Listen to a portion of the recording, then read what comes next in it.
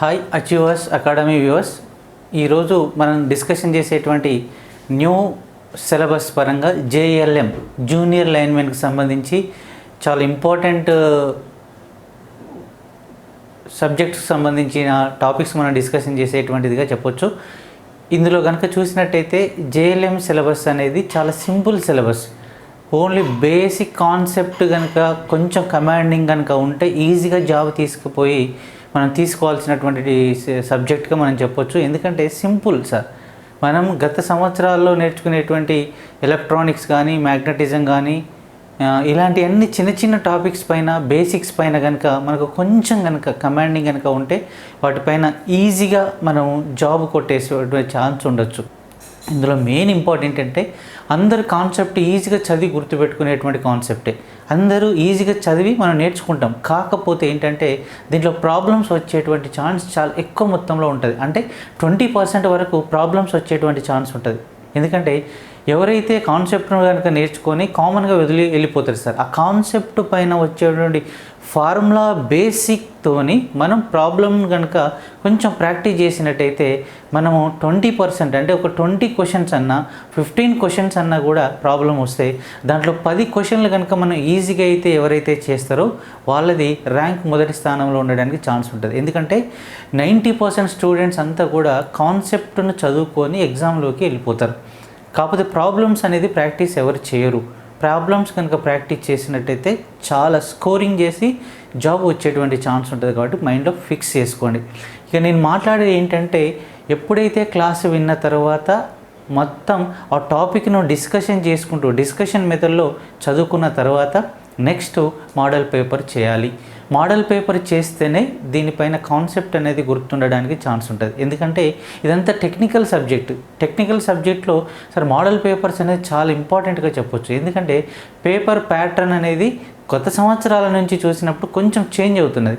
Paper pattern అనేది అదే క్వశ్చన్ను కొంచెం రిపీటెడ్ అంటే రివర్స్లో అడిగేటువంటి ఛాన్స్ ఉంటుంది. కాబట్టి అది గత సంవత్సరాల్లో ఎలా అడిగాడు, దీంట్లో క్వశ్చన్ ఫార్మేషన్ ఎలా ఉంటుంది అనేటువంటిది కొంచెం మైండ్లో కనుక గుర్తుపెట్టుకొని ఈ సబ్జెక్టుని కనుక నేర్చుకుంటే ఈజీగా చేయడానికి ఛాన్స్ ఉంటుంది. ఎందుకంటే సార్ మీది సింపుల్గా చెప్పొచ్చు. ఎందుకంటే 10th ITI సంబంధించినటువంటి వాళ్ళు రాయడానికి అనువైనటువంటిదిగా మనం చెప్పొచ్చు. అంటే ఇక్కడ కనుక చూసినట్టయితే జస్ట్ ఇంటర్మీడియట్ స్టాండర్డ్ వరకు అంటే మామూలుగా ఆ కాన్సెప్ట్ బేసిక్స్ కాన్సెప్ట్ పైన ఎవరికైతే ఉంటుందో వాళ్ళు ఈజీగా చేయడానికి ఛాన్స్ ఉంటుంది. మళ్ళీ దీంట్లో నెగిటివ్ స్కోరింగ్ అనేది ఉండదు. మళ్ళీ ఇంపార్టెంట్ ఏంటంటే సార్ మొత్తం 80 కనుక చూస్తే 50 నుంచి 55 మార్కులు కనుక ఎవరైతే సబ్జెక్టు పేపర్లో కనుక దాటినాయి అనుకో వాళ్ళకి 100% జాబ్ వచ్చేటువంటి ఛాన్స్ ఉంటుంది. కాబట్టి గుర్తుపెట్టుకోండి సార్. ప్రాబ్లమ్స్ కూడా ఎలా సార్ అంటే కామన్గా మనం ఏంటి కరెంట్ అని నేర్చుకొని పోతాం. కరెంట్ I=Q/T పైన ప్రాబ్లమ్స్ వస్తుంటాయి. నెక్స్ట్ బ్యాటరీ ఫ్రీగా నేర్చుకొని పోతాం. Primary batteries and secondary batteries గురించి పెద్ద మొత్తంలో మనం నేర్చుకుంటాం. Primary batteries Volta, Leclanche, bichromate and dry cell ఇలాంటి బ్యాటరీస్ గురించి మనం డిస్కషన్ చేస్తాం. మళ్ళీ సెకండరీ బ్యాటరీస్ అంటే ఒకసారి ఛార్జింగ్ కనుక స్టార్ట్ చేస్తే మళ్ళీ ఎప్పటికీ కంటిన్యూగా డీఛార్జ్ అండ్ ఛార్జింగ్ కంటిన్యూ ప్రాసెస్లో ఉంటే వీటిని సెకండరీ బ్యాటరీస్ అంటాం. Nickel cadmium battery, lead acid battery and lithium ion battery. ఈ బ్యాటరీ గురించి మనం డిస్కషన్ చేసి వదిలేస్తాం. కానీ బ్యాటరీస్ పైన కూడా మనకు ప్రాబ్లం ఉంది. ఏంటంటే బ్యాటరీలను కూడా సిరీస్ అండ్ ప్యారలల్ కనెక్షన్లో సెట్ చేస్తాం. మరి బ్యాటరీలను సిరీస్ కనెక్షన్లో సెట్ చేస్తే ఎలా, ప్యారలల్ కనెక్షన్లో సెట్ చేస్తే ఎలా? ఈ సిరీస్లో కనుక చూస్తే E=E1 + E2 + E3 అనేది ఫార్ములా బేస్డ్లో మనం ఎలా చదువుతూ ఉంటాం. ఒక బ్యాటరీని కనుక సిరీస్ కనెక్షన్లో కనుక సెట్ చేస్తే వచ్చేటువంటి ఆన్సర్ ఎంత? ఇప్పుడు 2 వోల్టులు 5 వోల్టులు 6 వోల్టుల బ్యాటరీని కనుక మనం ఏం చేస్తాం, బ్యాటరీ కనెక్షన్ ఇస్తాం, అది సిరీస్లో ఇస్తాం, దాని ఆన్సర్ ఎంత? కాబట్టి బ్యాటరీని కనుక కామన్గా బ్యాటరీ చదువుకొని పోతే దాంట్లో బ్యాటరీ పైన ప్రాబ్లం కనుక వస్తే ఒకసారి కనుక మనం ఆలోచిస్తే E=E1 + E2 + E3 అంటే బ్యాటరీలను కనుక అన్ని యాడింగ్ చేస్తే అది సిరీస్లో అవుతుంది, శ్రేణి సంధానంలో అవుతుందిగా గుర్తుపెట్టుకోండి. సార్ బైనింగ్ లెవెల్ మెథడ్లో చదవండి. రెండు కూడా సార్ తెలుగు ఇంగ్లీష్ మీడియం పైన కొంచెం గ్రిప్ తెచ్చుకుంటూ చదువుకోవడం వల్ల మనకు ఫ్రీగా ఆ కాన్సెప్ట్ అర్థమయ్యేటువంటి ఛాన్స్ ఉంటుంది కాబట్టి కొంచెం మైండ్లో గుర్తుపెట్టుకోండి. బ్యాటరీలోని సెకండరీలో అంటే ప్యారలల్ కనెక్షన్లో కూడా మనం కనెక్షన్ ఇస్తూ ఉంటాం. అలా ప్యారలల్ కనెక్షన్ ఇస్తే ఆన్సర్ ఎంత? ఇప్పుడు ఎగ్జాంపుల్ 4 వోల్టులు 6 వోల్టులు 8 వోల్టులను ప్యారలల్ కనెక్షన్ ఇస్తే ఎంత? బ్యాటరీల యొక్క ప్యారలల్ కనెక్షన్ అంటే ఇచ్చిన విలువలలో మ్యాక్సిమం విలువ ఏదైతే ఆన్సర్ ఉందో దానికి ఆన్సర్ కనెక్ట్ అవుతుంది. అంటే దీన్ని బట్టి మనం అర్థం చేసుకోవాల్సిన ఏంటంటే మనం కామన్గా నేర్చుకునేటువంటిది బ్యాటరీస్ నేర్చుకుని వెళ్ళిపోతాం. బ్యాటరీ పైన ప్రాబ్లమ్స్ కూడా నేర్చుకోవాలి. రెసిస్టెన్స్ పైన, ఓమ్స్ లా పైన పక్కా, ఓమ్స్ లా V=IR పైన పక్క మన ఓమ్స్ లా అనేది చాలా ఇంపార్టెంట్. నెక్స్ట్ కిర్చాఫ్ లాస్ అనేది 2 లాస్ చాలా ఇంపార్టెంట్. 100% క్వశ్చన్ దీంట్లోకి వెళ్ళి వస్తుంది. అయితే లూప్ నియమం ఏంటిది, నెక్స్ట్ జంక్షన్ నియమం ఏంటిది, లూప్ నియమాన్ని ఎలా గుర్తుపెట్టుకోవాలి, జంక్షన్ నియమాన్ని ఎలా గుర్తుపెట్టుకోవాలి. కాబట్టి దాన్ని లూప్ నియమాన్ని క్రిక్కాఫ్ ఫస్ట్ లాను లూప్ నియమం జంక్షన్ నియమం అంటే జంక్షన్ నియమాన్ని ఎలా పిలుస్తాం, సెకండ్ లాను లూప్ నియమాన్ని ఎలా పిలుస్తాం, ఏంటిది వాటిపైన ప్రాబ్లమ్స్ ఏంటి. నెక్స్ట్ ఓమ్స్ పైన లాస్ ఆఫ్ రెసిస్టెన్స్ నిరోధ నియమాలు ఏంటి, నిరోధం అనేది దేనిపైన ఆధారపడి పనిచేస్తుంది, నిరోధం అనేది పొడవు అనులోమానుపాతంలో ఉంటుంది, నిరోధం అనేది వైశాల్యానికి విలోమానుపాతంలో ఉంటుంది, నిరోధం అనేది సార్ మనం తీసుకున్న మెటీరియల్ పైన ఎలా ఆధారపడుతుంది ఏంటిది, వాటిపైన వచ్చేటువంటి ప్రాబ్లమ్స్ ఏంటి. ఈ నిరోధాలను 2 రకాలుగా అనుసంధానం చేస్తాం, సిరీస్ అండ్ ప్యారలల్ ఏంటి అట్లా. కాబట్టి కాన్సెప్ట్ చదివేటప్పుడు మైండ్లో గుర్తుపెట్టుకోండి. ఆ పూర్తి డీటెయిల్స్ అన్నీ చదివి మోడల్ పేపర్ చేసి ఎగ్జామ్లోకి ప్రాబ్లమ్స్ చేసి ఎగ్జామ్లోకి పోవడం వల్ల చాలా మనం స్కోరింగ్ చేసేటువంటి ఛాన్స్ ఉంటుంది. కాబట్టి బేసిక్స్ నాలెడ్జ్ పైన పట్టు ఉండాలి. కాబట్టి ఇదొకటి. రెండో డిపార్ట్మెంట్ అనేది మనం మామూలుగా చూసేటువంటి జీకే పార్ట్.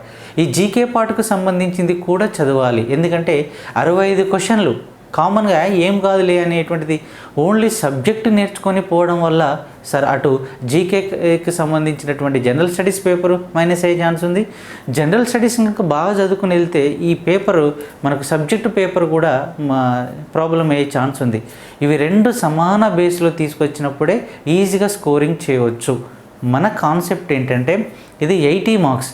దీనికి ఒక రోజుకు 10 అవర్స్ కనుక మనం చదువుతున్నాం లేదా 8 అవర్స్ చదువుతున్నాం అంటే దీనికి 6 అవర్స్ చదవండి సబ్జెక్ట్కి, 2 or 3 అవర్స్ సరే జీకేకి ఇచ్చుకోండి. అలా సమానంగా బేసిక్గా రెండింటిని కనుక ఒకేసారి కనుక మనం పై లెవెల్ తీసుకొస్తే ఈజీగా చేయడానికి ఛాన్స్ ఉంటుంది. అంటే 80 క్వశ్చన్లకి అప్రాక్సిమేట్లీ మనం 50% వేసుకున్నా కూడా 40 మార్క్స్ వస్తాయి.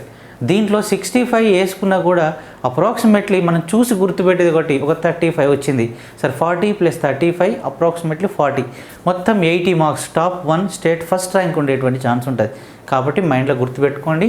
ఈ జేఎల్ఎంకి జూనియర్ లైన్మెన్కు సంబంధించినటువంటి గత మోడల్ పేపర్స్లో ఎలా అడిగాడు, సార్ దేనికి ఎక్కువ ప్రియారిటీ వచ్చారు, ఏ సబ్జెక్టులు, మొత్తం టోటల్గా సబ్జెక్టు పైన పర్ఫెక్ట్గా అవగాహన ఉండి మొత్తం స్కానింగ్ చేసుకుంటూ చదవడం వల్ల ఈ జేఎల్ఎం అనేటువంటి ఎగ్జామ్ను ఈజీగా మనం చేయవచ్చు. అది నార్థన్ పవర్ డిస్ట్రిబ్యూషన్ కానీ సౌతర్న్ పవర్ డిస్ట్రిబ్యూషన్ కానీ దేనికి సంబంధించిన కామన్ సిలబస్ కనుక ఒకసారి చూస్తే జేఎల్ఎంలో ఇది మనం సిలబస్గా ఇప్పుడు డిస్కషన్ చేసేటువంటి సిలబస్గా చెప్పొచ్చు. కాబట్టి ఫస్ట్ పేపర్గా మీరు సరే ఒకటి సబ్జెక్టు పేపర్ కనుక గుర్తుపెట్టుకుంటే, సెకండ్ పేపర్ కనుక చూసినట్టయితే జీకేగా చెప్పుకోవచ్చు, దీన్ని జనరల్ స్టడీస్గా మనం మాట్లాడుకోవచ్చు.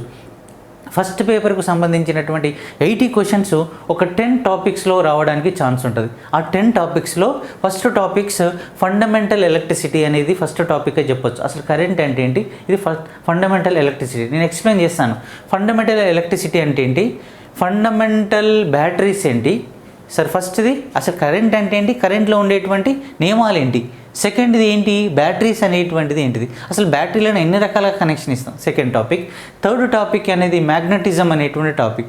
ఎందుకంటే ఎలక్ట్రిసిటీ అన్న మ్యాగ్నెటిజం అన్న సేమ్. సార్ అయస్కాంతానికి మూల కారణం విద్యుత్, విద్యుత్కి మూల కారణం అయస్కాంతం. కాబట్టి విద్యుత్ అన్న అయస్కాంతం అన్న సేమ్. కాబట్టి మ్యాగ్నెటిజం అనేటువంటి టాపిక్ చాలా ఇంపార్టెంట్. దీంట్లో కూలుంబ్స్ విలోమ వర్గ నియమం అని, ధ్రువసత్వం అని, అయస్కాంత ప్రేరణ అని, అయస్కాంత అభివాహ సాంద్రత అని, అయస్కాంత భ్రామకం అని, డాయా, పారా, ఫెర్రో, ఇట్లా మ్యాగ్నెటిజం పైన వచ్చేటువంటి క్వశ్చన్స్ ఏ విధంగా వస్తుంటాయి. ఇది సెకండ్ డిపార్ట్మెంట్కి చెప్తాం. థర్డ్ డిపార్ట్మెంట్ కనుక చూసినట్టయితే సార్ ఇక్కడ ఫోర్త్ డిపార్ట్మెంట్ ఎలక్ట్రానిక్స్. అసలు బేసిక్ ఎలక్ట్రానిక్స్ అంటే ఏంటి, ఇన్సులేటర్ ఏంటి, కండక్టర్స్ ఏంటి, సెమీ కండక్టర్స్ ఏంటి, ఈ సెమీ కండక్టర్స్ అనేది 2 టైప్స్గా సెట్ చేస్తాం, ఓకేనా. ఒకటి స్వభావజ, రెండవది అస్వభావజ అర్ధవాహకాలుగా చెప్పచ్చు.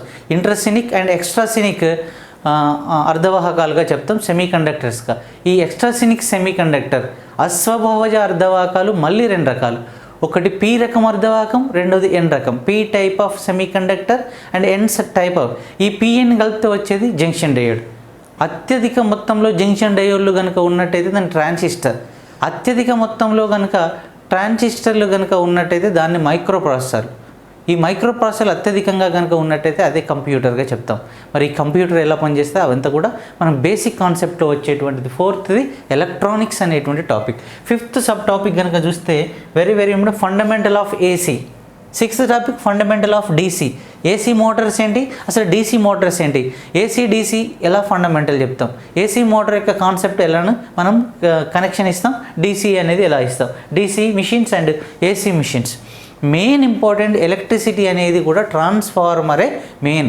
కరెంట్ అనగానే మనకు కామన్గా అడిగేటువంటి వర్డ్ ఏసీ డైనమో కానీ, ట్రాన్స్ఫార్మర్ కానీ, ఎలక్ట్రికల్ మోటార్ కానీ, ఇవి మెయిన్ ఇంపార్టెంట్ కాన్సెప్ట్గా చెప్తాం.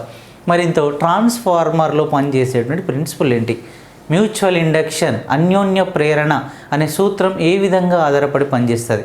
మరి ట్రాన్స్ఫార్మర్లో ఉన్న ప్రధాన భాగాలు 3 భాగాలు ఉంటాయి. చుట్టూ ఉండేటువంటి ట్రాన్స్ఫార్మర్ను అసలు దేంతో తయారు చేస్తారంటే ఇనుము లేదా పైరెట్తో తయారు చేస్తారు. మరి ఈ ట్రాన్స్ఫార్మర్లో మొదటిసారిగా ఒక చుట్ల సంఖ్యను ఉంటుంది, రెండోసారి కూడా తీగను చుట్టేస్తారు. మొదటిసారి చుట్టేటువంటి ఈ సైడ్ తీగను మనం ప్రధాన వేస్టన్నం అని పిలుస్తాం, ప్రైమరీ కాయిల్ అని. అది సెకండరీ కాయిల్స్. ఈ ప్రైమరీ సెకండరీలో కనెక్షన్ ఇచ్చినప్పుడు కరెంట్ అనేది ఎలా ప్రాసెసింగ్లో జరుగుతూ ఉంటుంది ట్రాన్స్ఫార్మర్. మరి ట్రాన్స్ఫార్మర్ పైన వచ్చేటువంటి ప్రాబ్లమ్స్ చాలా మోస్ట్ ఇంపార్టెంట్. గత సంవత్సరాల్లో అడిగినటువంటి క్వశ్చన్ల పేపర్లో చూడండి, ట్రాన్స్ఫార్మర్ పైన 2 క్వశ్చన్స్ అడిగాడు. ఒకటి వోల్టేజ్కును చుట్ల సంఖ్యకు మధ్య ఒకటి అడిగిండు, వోల్టేజ్ను కరెంటుకు మధ్య అడిగిండు. అంటే దీన్ని బట్టి మీకు ఏం అర్థం కావాలి సార్ అంటే V1/V2 = N1/N2 = I2/I1 అనేటువంటి ఈ నియమం ఆధారంగా ట్రాన్స్ఫార్మర్. మరి ట్రాన్స్ఫార్మర్లో చాలా రకాలు ఉంటాయి. అంటే 2 types of transformer, step of transformer and step down. Step of అని దేని అంటాం, స్టెప్ డౌన్ అని దేని అంటాం. అసలు పర్ఫెక్ట్ ఎలక్ట్రిసిటీ ప్రవాహం అని, సమర్థవంతమైన విద్యుత్ ప్రసారం అని మనం దేన్ని పిలవాలి, ఏంటి అంత కాన్సెప్ట్ వస్తుంటుంది. నెక్స్ట్ ఎలక్ట్రికల్ ఇన్స్ట్రుమెంట్స్ అని పిలుస్తాం. విద్యుత్ను కొలిసేటువంటి సాధనాల్లో కనుక చూస్తే దాంట్లో మెయిన్ ఇంపార్టెంట్ ఏంటి, అమ్మీటర్ ఏంటి, గల్వనామీటర్ ఏంటి, పొటెన్షియల్ మీటర్ ఏంటి, వోల్ట్ మీటర్ ఏంటి, మిన్స్ట్రుమెంట్స్గా చెప్తాం. ఎలక్ట్రికల్ ఇన్స్ట్రుమెంట్స్గా చెప్తాం. డిఫరెంట్ టైప్ ఆఫ్ ఎలక్ట్రికల్ చాలా రకాలు. కరెంటును కొలిసేటువంటి సాధనాలు చాలా రకాలు ఉన్నాయి, పరికరాలు. ఆ పరికరాలు ఏంటి అవన్నీ కూడా మనకు వస్తుంటుంది. ఈ 10th ఏసీ మిషన్స్. ఈ డీసీ మిషన్స్ అనేది ఒక సబ్ టాపిక్, ఏసీ మిషన్ అనేది ఒక సబ్ టాపిక్. ఇవన్నీ కూడా 10 టాపిక్స్గా మనం వర్గీకరణ చేయవచ్చు. ఈ 10 టాపిక్స్లో ఒక్కొక్క టాపిక్ పైన మనకు డిస్కషన్ కనుక జరిగినట్టయితే, ఒక్కొక్క టాపిక్స్ కనుక మనం డిస్కషన్ కనుక చేస్తే చూడండి సార్, కాన్సెప్ట్ అనేది మెయిన్ ఇంపార్టెంట్. ఫస్ట్ కాన్సెప్ట్ పైన మనకు అవగాహన ఉండాలి సార్. ఫస్ట్ది జూనియర్ లైన్మెన్ సిలబస్, ఎలక్ట్రిసిటీ అనేది ఫస్ట్ టాపిక్ సార్. చూడండి, electricity, batteries, electronics, AC machines, DC machines and power generations and last department కనుక వస్తే ఎలక్ట్రానిక్స్. ఇలాంటివన్నీ సింపుల్ సార్. పవర్ జనరేషన్ అనేది కూడా చాలా most important sir. Power generation అనేది చాలా ఎలక్ట్రికల్ పవర్ జనరేషన్ అనేది చాలా ఇంపార్టెంట్ కాబట్టి మైండ్లో గుర్తుపెట్టుకోవాల్సింది సార్. నిజ జీవితంలో ఎనర్జీ రీసోర్స్ అనేది 2 రకాలుగా చెప్తాం. ఒకటి రెన్యూవబుల్ అండ్ నాన్ రెన్యూవబుల్. అంటే మీన్స్ తరిగిపోయే శక్తి వనరులని 2 రకాలు. ఏవైతే శక్తి వనరులు యూజ్ చేసుకుంటామో అయిపోయినా కూడా వాటిని మనం ఏం చేయొచ్చు, కొన్ని మళ్ళీ పునరుత్పత్తి చేయవచ్చు. ఇలాంటి వాటిని తరగని శక్తి వనరులుగా భావిస్తాం. మరి తరిగిపోయేటేంటి, మొత్తం బేసిక్ కాన్సెప్ట్. అసలు లోపల ఈ ఫండమెంటల్స్లో ఎలాంటి సబ్ టాపిక్స్, ఒక్కొక్క టాపిక్ చదువుకుంటూ మీరు టిక్ చేసుకోవాలి. కాబట్టి ఇదంతా కూడా సిలబస్కు సంబంధించినటువంటి ఇన్ఫర్మేషన్గా చెప్పొచ్చు. దీంట్లో మళ్ళీ టోటల్ సబ్జెక్ట్లో ఒకళ్ళు థీరీ పాయింట్ కనుక చూస్తే, థీరీని కనుక చదివేసుకుంటే సెకండ్ ఆప్షన్ ఏంటంటే టెక్నికల్ సబ్జెక్ట్ సార్. ఎట్లా కనెక్షన్స్ ఇస్తాం కాబట్టి టెక్నికల్. అంటే మొత్తం జేఎల్ఎం సిలబస్ని టోటల్గా ఉండేటువంటి ఈ 10 టాపిక్ని 2 డివైడ్గా చేసుకోండి. ఒకటి థీరీ పార్ట్ గాను, రెండవది ఏంటిదంటే టెక్నికల్ పార్ట్ గాను. టెక్నికల్ పార్ట్ గాలో ఏసీ మోటార్స్ యొక్క కనెక్షన్, డీసీ మోటార్ ఏంటి, ట్రాన్స్ఫార్మర్ కనెక్షన్, ఇలాంటివన్నీ కనెక్షన్కు సంబంధించి మొత్తం ఇన్ఫర్మేషన్ దాంట్లో ఎట్లా తీసుకుంటాం, నార్త్ ఆర్మేచర్ ఎలా తీసుకుంటాం, షాఫ్ట్ రాడ్ని ఎలా తీసుకుంటాం, ఇలాంటి concept technical subject, main basic subject. కాబట్టి మనం బేసిక్స్ కనుక డిస్కషన్ చేస్తే, అంటే థియరీ పార్ట్ కనుక డిస్కషన్ చేస్తే నెక్స్ట్ వచ్చేటువంటి సబ్ టాపిక్లో మనం ఏం చేయవచ్చు, టెక్నికల్గా సెట్ చేసుకోవచ్చు. కాబట్టి అవగాహన లేకుండా అస్సలే చదవద్దు, ఓకేనా. అవగాహనతోని అసలు దేన్ని ఎలా డివైడ్ చేసి చదవాలి, సార్ జీకేని ఎలా చదవాలి, సబ్జెక్ట్ని ఎలా చదవాలి అని అన్నప్పుడు మాత్రమే, అలాంటి క్లారిటీ వచ్చినప్పుడు మాత్రమే నీకు ఎగ్జామినేషన్లో జాబ్ వచ్చేటువంటి ఛాన్స్ ఉంటుంది. కాబట్టి సింపుల్గా తీసుకునేటువంటి జాబ్లలో చాలా ఇంపార్టెంట్ జేఎల్ఎంగా చెప్పొచ్చు. ఇందులో సార్ చూడండి, ఫస్ట్ టాపిక్ ఈజ్ ఎలక్ట్రిసిటీ. ఈ ఎలక్ట్రిసిటీ అనేటువంటి టాపిక్, విద్యుత్ అనేది, ఓకేనా. ఈ భారతదేశంలో విద్యుత్ ఉత్పత్తి అనేది ఎలా జరుగుతుంది, హైడల్ పవర్ కానీ, థర్మల్ పవర్ కానీ, ఇంకొకటి న్యూక్లియర్ పవర్ కానీ, ఇలాంటివన్నీ కూడా బేసిక్స్ కాన్సెప్ట్తో సహా నేర్చుకోవాలి. ఇప్పుడు నేనేంటి ఇవాళ టాపిక్ ఏంటంటే న్యూక్లియర్ రియాక్టర్స్ గురించి మాట్లాడతా సార్. ఎందుకంటే అది న్యూక్లియర్ పవర్ జనరేషన్లో భారతదేశంలో అతి ఎక్కువ కరెంటు వచ్చేటువంటి power generation thermal power, second hydel power, థర్డ్ది atomic power. Atomic power 6780 megawatts ఇండియాలో. మరి ఇలా అన్నప్పుడు డైరెక్ట్ ఆ మెగావాట్స్ నేర్చుకుని వెళ్ళిపోదు సార్. అసలు భారతదేశంలో ఈ న్యూక్లియర్ పవర్ ప్లాంట్ని తీసుకొచ్చింది ఎవరు, హోమీ జే బాబా. ఈ వరల్డ్లో ఎవరు తీసుకొచ్చారు, ఫెర్మి. ఎలా స్టార్ట్ అయింది, తారాపూర్లో ఫస్ట్లో ఎలా స్టార్ట్ అయింది first atomic power station. Final కనుక 2016లో కుదంకులం ఎట్లా స్టార్ట్ అయ్యింది. 2021లో కరోనా కంటే ముందు నరేంద్ర మోడీ ఇంకొక 22 అటామిక్ పవర్ స్టేషన్లు పెట్టాలని తీర్మానం చేశాడు. మరి కొత్త పవర్ ప్లాంట్స్ ఏంటి, ఓకేనా. ఇండియాలో అత్యధిక పవర్ ప్లాంట్స్ ఉండేటువంటి స్టేట్ ఏంటిది, అత్యధిక ఎలక్ట్రిసిటీ పవర్ వచ్చేటువంటి స్టేట్ ఏంటిది, ఇలా ఏంటిది, అసలు ఈ రియాక్టర్లు రావాలంటే రియాక్టర్లు ఉన్న ప్రిన్సిపల్ ఏంటిది, న్యూక్లియర్ ఫిషన్, కేంద్రక విచ్చితి. కేంద్రక విచ్చితి 2 రకాలు, అణుబాంబులు ఎలా పనిచేస్తాయి, రియాక్టర్లు ఎలా పనిచేస్తాయి, హైడ్రోజన్ బాంబులు ఎలా పనిచేస్తాయి. ఇవన్నీ రావాలంటే రేడియో ధార్మికత రావాలి, రేడియో యాక్టివిటీ. ఈ రేడియో ధార్మికతను బెకరెల్ ఎట్లా కనుక్కున్నాడు, మేడం క్యూరీ అనేటువంటి సైంటిస్టు, ఫెడరిక్ జోలియట్ అనే సైంటిస్టు ఎలా వచ్చేసింది అంటే రేడియో ధార్మికత అంటే ఏంటి. మరి రేడియో ధార్మికత అనేది యురేనియం నుంచి వచ్చేటువంటి ఒక కాన్సెప్ట్గా చెప్తాం. మరి యురేనియం నుంచి రేడియో యాక్టివిటీ వస్తుంది, దాంట్లోకి వెళ్ళి అటామిక్ బాంబులు, హైడ్రోజన్ బాంబులు తయారు చేసుకోవచ్చు యురేనియం ద్వారా. మరి అదే యురేనియం ద్వారా ఆల్ఫా బీటా గామాలు వస్తాయి. మరి ఆ రేడియేషన్ ఎలా, మరి హిరోషిమా నాగసాకి పైన అటామిక్ బాంబు కనుక పడ్డప్పుడు అంత రేడియేషన్ ఎలా ఉంటుంది. రేపు కనుక మనం రియాక్టర్ ద్వారా కరెంటు తయారు చేస్తున్నాం, అటామిక్ పవర్, పొరపాటున ఏదైనా సునామీలో భూకంపాలు వచ్చి కనుక రియాక్టర్ బ్లాస్ట్ అయితే చాలా ప్రాబ్లం అయ్యేటువంటి మరో చోర్నోబిల్ లేదా హిరోషిమా నాగసాకిగా మారే ఛాన్స్ ఉంటుంది. మరి ఇది పవర్ జనరేషన్ కరెక్టేనా, మరి న్యూక్లియర్ పవర్ అనేది ఇంత పెద్ద దేశానికి అవసరమా, ఒకవేళ అవసరం. ఎందుకంటే సరే ఏ దేశం అయితే అభివృద్ధి చెందాలంటే ఆ దేశం యొక్క కరెంట్ ఉత్పత్తి పైన ఆధారపడి ఉంటుంది.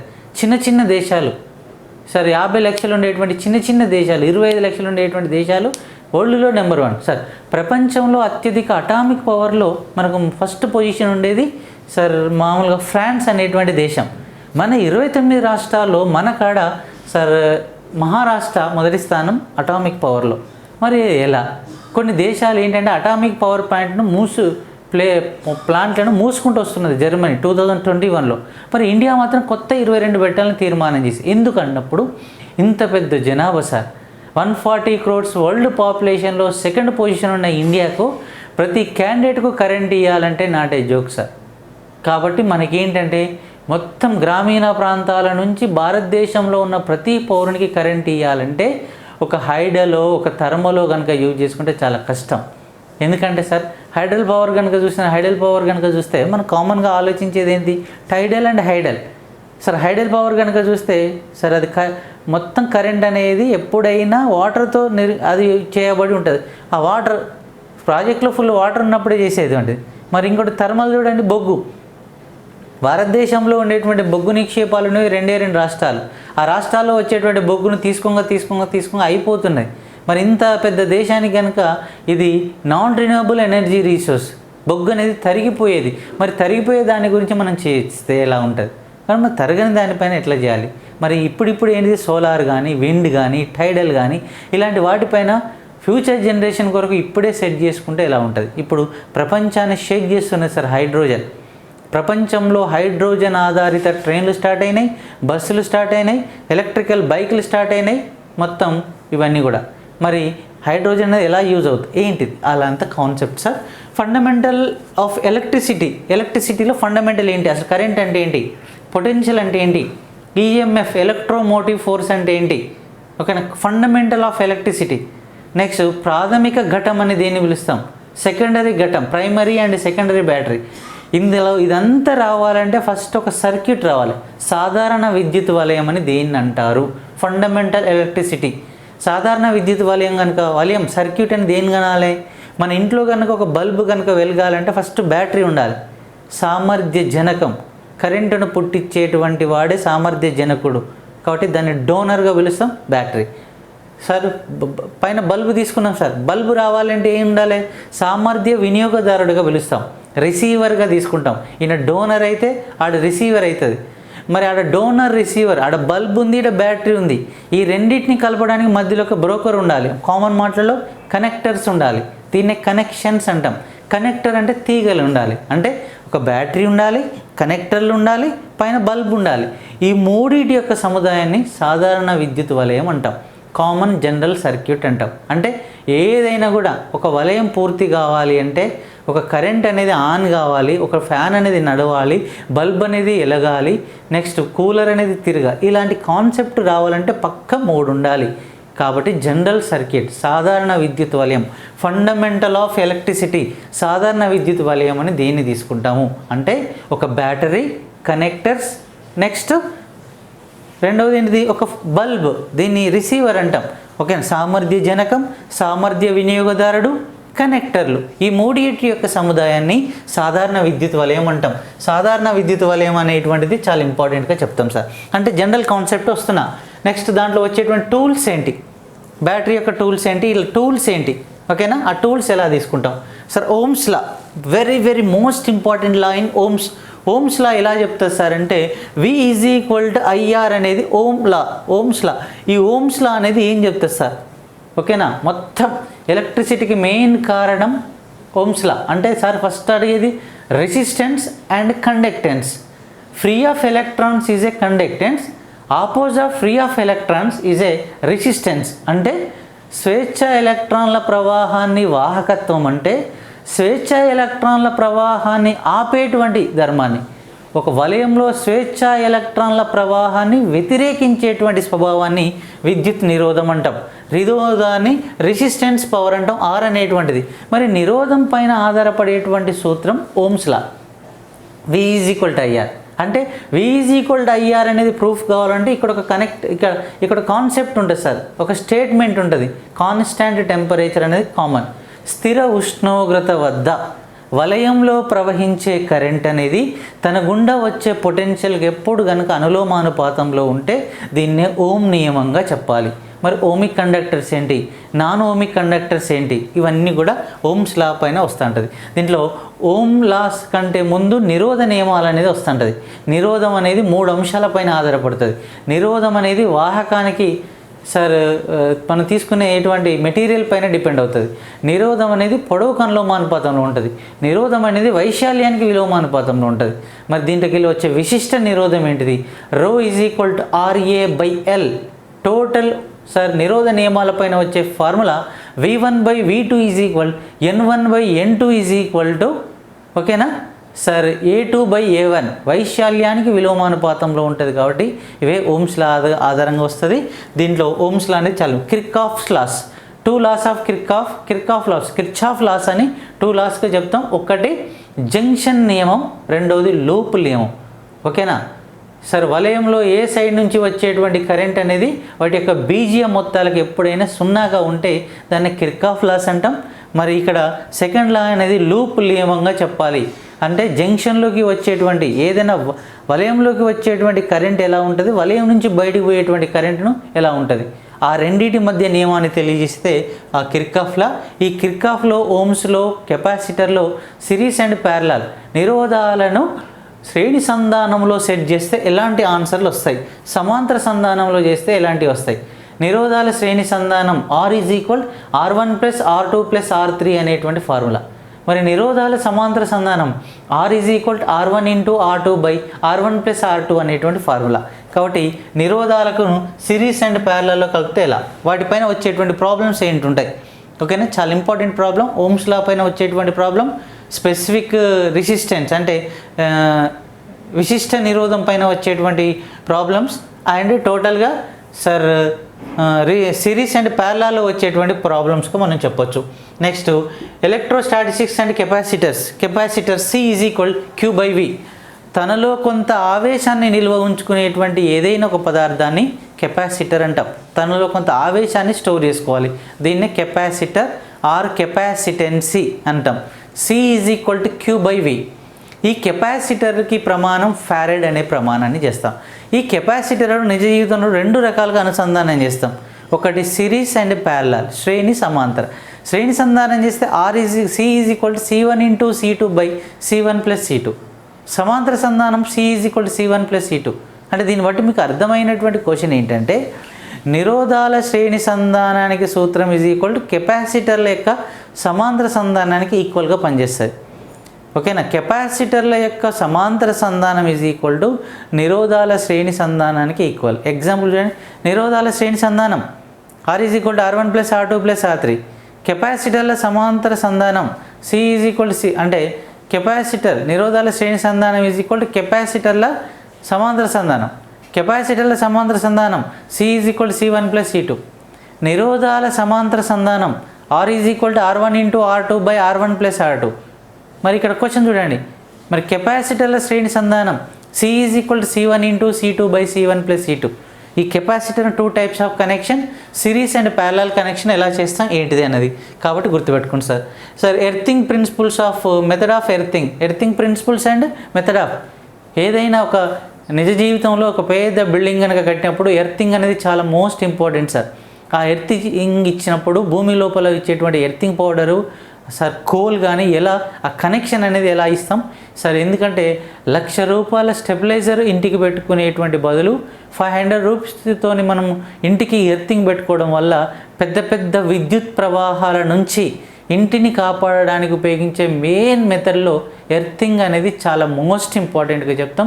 ఎందుకంటే అత్యధికమైనటువంటి వోల్టేజ్ వచ్చేటువంటి దాన్ని అది రిసీవింగ్ చేసుకొని అది భూమిలోకి ట్రాన్స్ఫర్ చేసేటువంటి వ్యవస్థ ఎర్తింగ్గా తీస్తాం.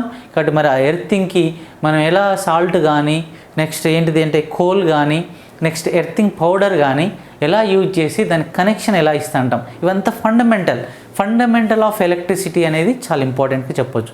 సెకండ్ డిపార్ట్మెంట్కి వస్తే బ్యాటరీస్ అంటే ఏంటి, కెమికల్ ఎనర్జీని, రసాయన శక్తిని విద్యుత్ శక్తిగా మార్చేటువంటి పరికరం పేరే బ్యాటరీ అంటాం. రసాయన శక్తి అంటే ఏదైనా ఒక బ్యాటరీలో కనుక కెమికల్స్ని కనుక పోసినప్పుడు ఏమవుతుంది, అది రసాయన చర్య జరిగి విద్యుత్గా మారుతుంది. కాబట్టి చాలా ఉన్నాయి సార్. రసాయన శక్తిని విద్యుత్ శక్తిగా మార్చేటువంటి పరికరం పేరే బ్యాటరీ. విద్యుత్ శక్తిని యాంత్రిక శక్తిగా మార్చేటువంటి పరికరం పేరే ఎలక్ట్రికల్ మోటార్. యాంత్రిక శక్తిని విద్యుత్ శక్తిగా మార్చేటువంటి పరికరం పేరే ఏసీ డైనమో సార్. కేంద్రక శక్తిని విద్యుత్ శక్తిగా మార్చేటువంటి పరికరం పేరే ఆన్సర్ రియాక్టర్. ఇలాంటి అన్నీ కూడా మనకు ఎగ్జామినేషన్ పాయింట్ ఆఫ్ వ్యూలో చాలా ఇంపార్టెంట్. కాబట్టి ఈ బ్యాటరీస్ని ఎలా తయారు చేస్తారు, ఈ బ్యాటరీస్ని ప్రైమరీ అండ్ సెకండరీగా ఎలా సెట్ చేస్తాం. ప్రైమరీ బ్యాటరీస్ అంటే ఏంటి, ఒకసారి కనుక బ్యాటరీని కనుక యూజ్ చేస్తే మళ్ళీ సెకండ్ టైం కనుక యూజ్ చేయకుండా ఉంటే ఇలాంటివన్నీ ప్రైమరీ బ్యాటరీస్ అంటాం. ఎగ్జాంపుల్, మన రిమోట్లో ఉన్న బ్యాటరీ ఒకసారి కనుక దాంట్లో ఛార్జ్ అయిపోయింది అనుకొని తీసి బయటపడేస్తాం. మరి సెకండరీ బ్యాటరీస్ అంటే ఒకసారి ఛార్జింగ్ పెట్టిన తర్వాత ఛార్జింగ్ అయిపోయింది, మళ్ళీ సెకండ్ టైం కూడా కంటిన్యూగా మళ్ళీ ఛార్జింగ్ పెట్టి దాన్ని యూజ్ చేసుకోవచ్చు. అలా కంటిన్యూ ప్రాసెస్లో కనుక ఉన్నట్టయితే ఇలాంటివన్నీ కూడా సెకండరీ బ్యాటరీస్ అంటాం. ఇందులో మీరు గుర్తుపెట్టుకోవాల్సిన క్వశ్చన్ ఏంటంటే, ఒకసారి యూజ్ అండ్ త్రో కనుక ఉన్నట్టయితే ప్రైమరీ, కంటిన్యూ ప్రాసెస్లో ఉంటే సెకండరీ. ఎగ్జాంపుల్, మన మొబైల్ ఫోన్లో ఉండేటువంటి బ్యాటరీ లిథియం అయాన్ బ్యాటరీ, అదేం చేస్తాం, మార్నింగ్ పెట్టేస్తాం, ఈవినింగ్ వరకు దాంట్లో ఛార్జ్ అనేది డిశ్చార్జ్ అయిపోతుంది. డిశ్చార్జ్ అయిపోయిన తర్వాత ఏమవుతుంది, మళ్ళీ మనం స్టార్ట్ చేయవచ్చు. కాబట్టి ఇలాంటివన్నీ కూడా సెకండరీ బ్యాటరీస్గా చెప్తాం. మరి ప్రైమరీ బ్యాటరీస్ గురించి మనం మాట్లాడుకోవాలి. Volta, Leclanche, bichromate and dry cell. మరి ఆ బ్యాటరీస్లలో వచ్చేటువంటి కనుక చూసినట్టయితే ప్రైమరీ బ్యాటరీలో 1.08 వోల్టేజ్గా వచ్చేది వోల్టా. ప్రపంచంలో ఫస్ట్ టైం తయారు చేసినటువంటి బ్యాటరీ వోల్టా, కాబట్టి దీన్ని ప్రైమరీ బ్యాటరీస్గా పిలుస్తాం. దాంట్లో సెకండ్ టైప్లో Leclanche battery 1.46 voltage. Third battery lead acid అంటే మామూలుగా వస్తే బైక్రోమేట్ బ్యాటరీ. లాస్ట్ది డ్రై సెల్. ఇవన్నీ కూడా 1.08 వోల్టేజ్, 1.46 వోల్టేజ్, 2 వోల్టేజ్, 1.46 వోల్టేజ్ వచ్చేటువంటి బ్యాటరీ. మరి secondary battery lead acid battery, nickel cadmium battery and lithium ion battery. ఈ వరల్డ్లో హయ్యెస్ట్ వోల్టేజ్ వచ్చేటువంటి బ్యాటరీ లిథియం అయాన్ బ్యాటరీ. ఈ లిథియం అయాన్ బ్యాటరీని కనుక్కున్నందుకు 2019లో కెమిస్ట్రీ డిపార్ట్మెంట్లో 3 నోబెల్ ప్రైజ్ వచ్చింది. అదే లిథియం అయాన్ బ్యాటరీకి సంబంధించినటువంటి ఇన్ఫర్మేషన్ మనం కాన్సెప్ట్లోకి క్లియర్గా నేర్చుకోవచ్చు. మెథడ్ ఆఫ్ ఛార్జింగ్, అసలు ఛార్జింగ్ని ఎలా పెట్టాలి, దాంట్లో యానోడ్ ఎలా తీసుకోవాలి, క్యాథోడ్ ఎలా తీసుకోవాలి, కింద ఎలక్ట్రికల్ అనాలసిస్ విద్యుత్ విశ్లేషణంగా ఏం తీసుకోవాలి. ఓకేనా సార్, మనం విద్యుత్ విశ్లేషణంగా ప్రైమరీలో ఏం తీసుకుంటాం సార్, సల్ఫ్యూరిక్ యాసిడ్ తీసుకుంటాం. సెకండ్ ఆప్షన్లో ఏంటి, అమోనియం క్లోరైడ్ తీసుకుంటాం. తర్వాత బైక్రోమేట్ అండ్ ఇట్లా సార్ దీనిలో ఒకటి క్యాథోడ్ అయినట్టుగా లిథియం అయాన్ బ్యాటరీలో గ్రాఫైట్ కడ్డీ ప్లస్గా తీసుకుంటాం, యానోడ్గా తీసుకుంటాం. లెడ్ యాసిడ్ బ్యాటరీలో లెడ్ ప్లస్ లెడ్ ఆక్సైడ్ని తీసుకుంటాం. సార్ నికెల్ క్యాడ్మియంలో నికెల్ క్యాడ్మియాన్ని తీసుకుంటాం. ఎలా తీసుకుంటాం, ఎలా ఛార్జింగ్ చేస్తాం. కాబట్టి method of charging is right answer. Testing and applications of battery and inverters. Sir అసలు బ్యాటరీస్ యొక్క అప్లికేషన్స్ ఏంటి, ఓకేనా, అనువర్తనాలు ఏంటి, నెక్స్ట్ ఇన్వర్టర్స్ ఏంటి, కరెంటు పోయినప్పుడు తనకు తానే అనేటువంటి ఇన్వర్టర్ యొక్క యూజ్ ఏంటి, ఇన్వర్టర్ ఎలా పనిచేస్తుంది. కాబట్టి మొత్తం రూమ్లో కరెంటు ఉన్నప్పుడు ఇన్వర్టర్ ఆఫ్లో ఉంటుంది, ఛార్జింగ్ పొజిషన్లో ఉంటుంది. ఎప్పుడైతే కరెంటు పోయిందో ఇన్వర్టర్లో స్టోర్ అయినటువంటి ఎలక్ట్రిసిటీ పవర్ని తీసుకొని ఇన్వర్టర్ ఎలా అని అవుతుంది, అసలు ఇన్వర్టర్లు ఎలా పనిచేస్తాయి, మనదంతా కూడా బేసిక్స్ కాన్సెప్ట్ అండ్ థియరీకి పార్ట్కి సంబంధించినటువంటి ఇన్ఫర్మేషన్ క్లారిటీగా ఉంటుంది. చాలా ఇంపార్టెంట్ టాపిక్గా చెప్పొచ్చు. నెక్స్ట్ మనం ఏం మాట్లాడుకుంటాం సార్ అంటే దాని లాస్ట్ డిపార్ట్మెంట్లో అన్ని ఎక్స్ప్లెనేషన్ చేసిన తర్వాత ప్రతి పాయింట్లో వచ్చేటువంటి టెక్నికల్ డిపార్ట్మెంట్ని సెట్ చేసుకుంటే ఈజీగా గ్యాదరింగ్ చేయవచ్చు, ఫ్రీగా మోడల్ పేపర్ చేసుకోవచ్చు. Next magnetism. మ్యాగ్నెటిజం అనేటువంటి దానిపైన సెట్ ఎలా వస్తుంది, అసలు మ్యాగ్నెటిజం అయస్కాంతత్వం అంటే ఏంటి. ప్రపంచంలో మొట్టమొదటి మ్యాగ్నెటిక్స్ పైన రీసెర్చ్ చేసినటువంటి సైంటిస్టు మామూలుగా విలియం గిల్బర్ట్ అయితే ఆయన రీసెర్చ్ చేస్తే పర్ఫెక్ట్ మ్యాగ్నెటిక్స్ అనేటువంటి ఇన్ఫర్మేషన్ ఇచ్చిన ఫస్ట్ సైంటిస్ట్ వెబర్ అనేటువంటి సైంటిస్ట్. ఆ వెబర్ యొక్క థీరం ఏంటి, ఈవింగ్ థీరం ఏంటి, కూలుంబ్ అండ్ క్యూరీ థీరం ఏంటిది, డొమైన్ థీరం ఏంటిది. మ్యాగ్నెటిక్స్లో చాలా ఇంపార్టెంట్ ఏంటంటే 119 elements total number of elements, కానీ పేర్లు పెట్టిన మాత్రం 112 ఎలిమెంట్స్. అంటే రీసెంట్గా 2019లో 3 మూలకాలకు పేరు పెట్టారు. డార్మ్స్టీనియం, రాంజెంటీనియం, కోపర్నికియం అనేటువంటి 3 ఎలిమెంట్స్కి నేమ్ ఇచ్చారు. అంటే 112 ఎలిమెంట్స్ ఉన్నాయి ఇప్పటి వరకు కామన్గా మనం మాట్లాడుకునే. అవి కనుక్కున్నారు, నేమ్ ఇవ్వలేదు. నేమ్ పెట్టిన వరకు 112 ఎలిమెంట్స్. ఈ 112 ఎలిమెంట్స్లో మనము తయారు చేయడానికి ఉపయోగించే అంటే మ్యాగ్నెటిక్స్గా తయారు చేయడానికి ఒక 5 మాత్రమే ఎలిమెంట్స్ని యూజ్ చేస్తాం. మిగిలిన చూడండి అస్సలు ఎలిమెంట్స్ని యూజ్ చేయం. మొత్తం పీరియాడిక్ టేబుల్లో ఉండేటువంటి 119 మూలకాల్లో ఒక 5 మూలకాలను మాత్రమే మన అయస్కాంతాలుగా మార్చవచ్చు, వేరే మూలకాలను అయస్కాంతాలుగా మార్చలేము. అంటే ఎగ్జాంపుల్ ఏంటిది అన్నట్టు, ఇనుమును మార్చవచ్చు, కోబాల్ట్ను మార్చవచ్చు, నికెల్ను మార్చవచ్చు, గెడలోనియాన్ని మార్చవచ్చు, డిస్పోసియాన్ని మార్చవచ్చు. ఓకేనా, ఇనుము, కోబాల్ట్, నికెల్, గెడలోనియం అండ్ డిస్పోసియం 26, 27, 28, 64, 66 ఈ 5 మూలకాలనే అయస్కాంతాలుగా మార్చవచ్చు. ఎందుకు పర్ఫెక్ట్ అయస్కాంతంగా మార్చాలంటే మామూలు మూలకాల కంటే అదే అయస్కాంతంగా మారుతుందంటే దాంట్లో ఏంది, ఏదో పర్ఫెక్ట్నెస్ ఉన్నది, కానీ సపరేట్ ఎలక్ట్రాన్ విన్యాసం ఉంది. మరి సపరేట్ ప్రత్యేక ఎలక్ట్రాన్ విన్యాసం ఉండడానికి గల కారణం ఏంటిది, అసలు ఎలక్ట్రాన్ విన్యాసం అంటే ఏంటి, వాటిని అయస్కాంతాలుగా తయారు చేయడానికి ఎలాంటి ప్రాసెస్ వాడతాం. మరి అయస్కాంతాల నిజ జీవితంలో 4 రకాల పద్ధతులుగా మనం తయారు చేయవచ్చు. ఒకటి 1 టచ్ మెథడ్, ఏకస్పర్శ పద్ధతి. రెండవది 2 టచ్ మెథడ్, ద్విస్పర్శ పద్ధతి. మూడవది ఎలక్ట్రికల్ మెథడ్, విద్యుత్ పద్ధతి. నాలుగవది విద్యుదయస్కాంత పద్ధతి. ఎలా, అక్షీయ రేఖ అంటే ఏంటి, మధ్యలంబ రేఖ అంటే ఏంటి, కూలుంబ్ విలోమ వర్గ నియమానికి సూత్రం 3 సార్లు అడిగింది. F = μ0/4π m1 m2/r². అయస్కాంత విలోమ వర్గ నియమానికి సూత్రం ఏంటి? లా ఆఫ్ మ్యాగ్నెటిజాన్ని ఎలా మనం డిస్కషన్ చేస్తాం? సరే, డయా, పారా, ఫెర్రో మ్యాగ్నెటిక్ను మైకెల్ ఫారడే అనేటువంటి సైంటిస్ట్ ఎలా రీసెర్చ్ చేశాడు? మరి డయా అయస్కాంత పదార్థాలకి ఎగ్జాంపుల్ ఏంటి? పారాకి ఎగ్జాంపుల్, ఫెర్రోకి ఎగ్జాంపుల్. డయా అయస్కాంత పదార్థాల సాపేక్ష ప్రవేశశీలత, ఓకేనా, రిలేటివిటీ ఫెర్మిటివిటీ అనేది ఎంత ఉంటుంది? సరే, మొత్తం డయా, పారా, ఫెర్రో అయస్కాంత పదార్థాల యొక్క ససెప్టిబిలిటీ వాల్యూస్ ఎలా ఉంటాయి? మరి అవన్నీ కూడా మనం మార్చేసుకోవాలి. ఎలక్ట్రోమాగ్నెటిక్ ఇండక్షన్, అయస్కాంత ప్రేరణ చాలా మోస్ట్ ఇంపార్టెంట్ సార్. ఎందుకంటే అయస్కాంత ప్రేరణ అనే నియమం ఆధారంగానే మొత్తం ఏసీ డైనమో, ట్రాన్స్ఫార్మర్, ఎలక్ట్రికల్. ఎందుకంటే సార్ అయస్కాంత ప్రేరణ అనేది అన్నిటికీ main important. Fleming left hand rule కానీ, ఫ్లెమింగ్ రైట్ హ్యాండ్ రూల్ కానీ, ఇలాంటివన్నీ కూడా. కాబట్టి ఇప్పటికి 2 సార్లు అడిగిన question, unit of magnetic induction, అయస్కాంత ప్రేరణకు ప్రమాణాన్ని గుర్తించండి. Option A newton per ampere metre, option B weber per metre square, option C tesla అనేటువంటి యూనిట్, ఆప్షన్ డి పైవన్నీ. ఆన్సర్ ఈజ్ పైవన్నీ.